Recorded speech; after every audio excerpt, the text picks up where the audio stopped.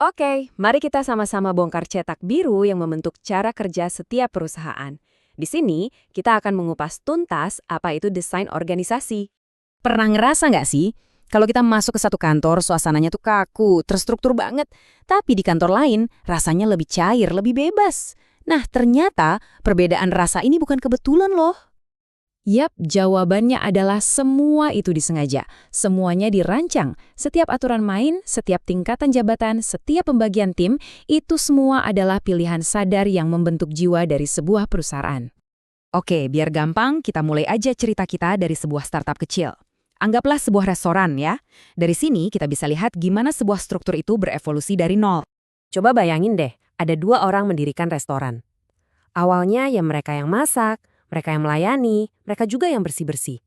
Tapi, begitu restorannya makin rame, mereka udah nggak mungkin ngerjain semuanya sendiri. Mereka harus mulai bagi-bagi tugas. Siapa nih yang fokus di dapur? Siapa yang ngurusin pelanggan? Nah, disinilah desain organisasi pertama kali lahir. Nah, proses bagi-bagi tugas ini ada loh istilah kerennya, diferensiasi.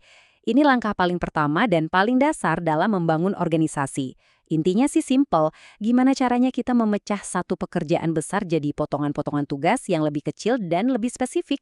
Dan pembagian tugas ini ada dua arah. Pertama, diferensiasi horizontal. Ini kita mengelompokkan tugas-tugas yang sejenis. Misalnya semua koki, ya masuk ke tim dapur. Kedua, ada diferensiasi vertikal. Nah, ini yang menciptakan hierarki atau tingkatan. Ada koki junior yang lapor ke kepala koki, gitu. Ini yang ngebentuk rantai komando. Oke, sekarang kita udah punya tim-tim spesialis nih. Tim dapur dengan urusannya sendiri, tim pelayanan dengan urusannya sendiri. Tapi justru di sini muncul tantangan baru. Gimana caranya biar mereka semua ini kerja sama, bukannya malah jalan sendiri-sendiri? Ini nih penyakit klasik di banyak perusahaan. Tim dapur cuma mikirin gimana caranya masak cepat. Tim pelayanan cuma mikirin gimana caranya pelanggan seneng. Mereka mulai kerja di dalam silo mereka masing-masing dan kadang tujuan mereka malah jadi bentrok. Solusinya namanya integrasi. Anggap aja ini lem perekatnya yang nyatuin lagi semua bagian yang tadi udah kita bisa pisahin. Integrasi itu soal di mana kita bikin mekanisme supaya semua tim bisa ngobrol, bisa koordinasi, dan jalan bareng ke arah tujuan yang sama. Jadi, gimana cara kerjanya si integrasi ini? Yah, ini kayak naik tangga. Di level paling dasar, cukup lewat hierarki, atasan yang ngasih perintah. Kalau makin rumit, manajer-manajer harus sering kontak langsung. Lebih rumit lagi, kita bentuk gugus tugas atau tim lintas fungsi. Dan di puncaknya, ada orang atau bahkan departemen yang kerjaannya khusus untuk jadi jembatan penghubung. Sip. Setelah ada pembagian tugas dan cara menyatukannya, para pemimpin dihadapkan pada dua pilihan yang sangat fundamental. Dua pertimbangan besar yang bakal nentuin rasa dari perusahaan itu sendiri. Pilihan pertama, keputusan penting itu dibuat di mana? Kalau modelnya sentralisasi, semua keputusan besar ada di tangan pucuk pimpinan. Tujuannya biar konsisten. Sebaliknya, kalau desentralisasi, wewenang itu disebar ke bawah. Jadi, orang-orang di lapangan bisa ambil keputusan dengan lebih cepat. Pilihan kedua itu soal kontrol. Gimana cara kita ngontrol kerjaan? Apa kita pakai standarisasi, di mana ada aturan baku dan SOP untuk hampir semua situasi? Ini bikin semuanya jadi gampang ditebak. Atau kita lebih mengandalkan penyesuaian timbal balik, di mana karyawan diberi keleluasaan untuk pakai logika dan kreativitas mereka sendiri buat mecahin masalah.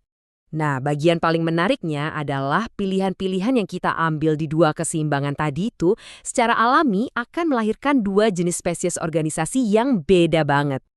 Disinilah semuanya jadi satu. Di satu kutub, kita punya struktur mekanistik. Tugasnya jelas banget, integrasinya lewat hierarki, keputusan terpusat di atas, dan kontrolnya lewat aturan baku.